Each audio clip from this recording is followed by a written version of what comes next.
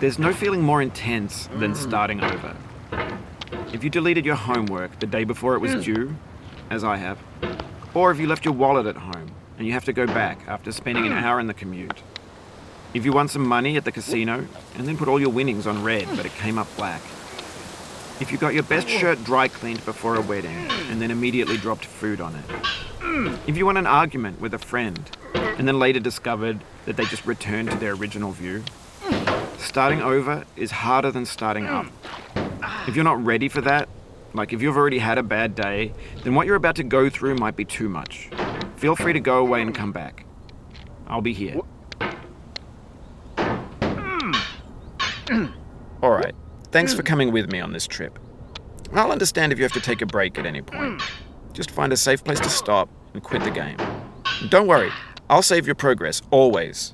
Even your mistakes. This game is a homage to a free game that came out in 2002, titled Sexy Hiking. The author of that game was Jazzuo, a mysterious Czech designer who was known at the time as the father of B games. And B games are rough assemblages of found objects. Designers slap them together very quickly and freely, and they're often too rough and unfriendly to gain much of a following. They're built more for the joy of building them than as polished products. In a certain way, Sexy Hiking is the perfect embodiment of a B game. It's built almost entirely out of found and recycled parts, and it's one of the most unusual and unfriendly games of its time. In it, your task is simply to drag yourself up a mountain with a hammer. And that act of climbing, in the digital world or in real life, has certain essential properties that give the game its flavor. No amount of forward progress is guaranteed. Some cliffs are too sheer or too slippery. And the player is constantly, unremittingly in danger of falling and losing everything. Anyway, when you start Sexy Hiking, you're standing next to this dead tree that blocks the way to the entire rest of the game. It might take you an hour to get over that tree, and a lot of people never got past it. You prod and you poke at it, exploring the limits of your reach and your strength, trying to find a way up and over. And there's a sense of truth in that lack of compromise. Most obstacles in video game worlds are fake. You can be completely confident in your ability to get through them once you have the correct method or the correct equipment or just by spending enough time. In that sense, every pixelated obstacle in Sexy Hiking is real. The obstacles in Sexy Hiking are unyielding, and that makes the game uniquely frustrating. But I'm not sure Jazzuo intended to make a frustrating game. The frustration is just essential to the act of climbing, and it's authentic to the process of building a game about climbing. A funny thing happened to me as I was building this mountain. I'd have an idea for a new obstacle, and I'd build it, test it, and it would usually turn out to be unreasonably hard. But I couldn't bring myself to make it easier.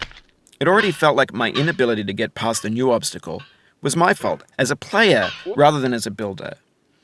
Imaginary mountains build themselves from our efforts to climb them, and it's our repeated attempts to reach the summit that turns those mountains into something real. When you're building a video game world, you're building with ideas, and that can be like working with quickset cement. You mold your ideas into a certain shape that can be played with, and in the process of playing with them, they begin to harden and set until they're immutable, like rock. And at that point, you can't change the world. Not without breaking it into pieces and starting fresh with new ideas. For years now, people have been predicting that games would soon be made out of prefabricated objects, bought in a store and assembled into a world. And for the most part, that hasn't happened, because the objects in the stores are trash. I don't mean they look bad or that they're badly made, although a lot of them are. I mean they're trash in the way that food becomes trash as soon as you put it in the sink. Things are made to be consumed and used in a certain context, and once the moment is gone, they transform into garbage. In the context of technology, those moments pass by in seconds. Over time, we've poured more and more refuse into this vast digital landfill that we call the internet. It now vastly outnumbers and outweighs the things that are fresh and untainted and unused. When everything around us is cultural trash, trash becomes the new medium, the lingua franca of the digital age. And you can build culture out of trash. But only trash culture. B games, B movies, B music, be philosophy. What? Maybe this is what digital culture is. A monstrous mountain of trash, the ash heap of creativity's fountain. A landfill with everything we ever thought of in it. Grand, infinite, and unsorted. There's 3D models of breakfast, Gen X's fanfic novels, scan magazines, green screen Shia LaBeouf, banned snuff scenes on LiveLeak.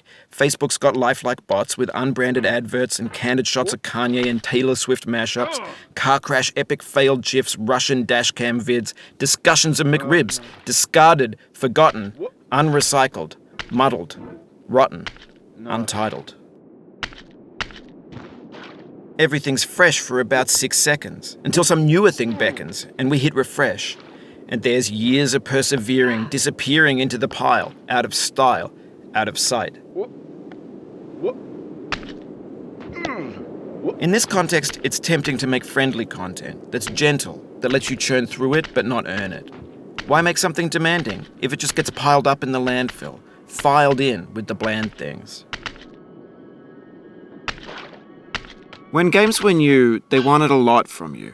Daunting you, taunting you, resetting and delaying you. Players played stoically. Now everyone's turned off by that. They want to burn through it quickly, a quick fix for the fickle, some tricks for the clicks of the feckless. But that's not you, you're an acrobat. You could swallow a baseball bat. Now I know, most likely you're watching this on YouTube or Twitch, while some dude with 10 million views does it for you. Like a baby bird being fed chewed up food. That's culture too. But on the off chance that you're playing this, what I'm saying is, trash is disposable,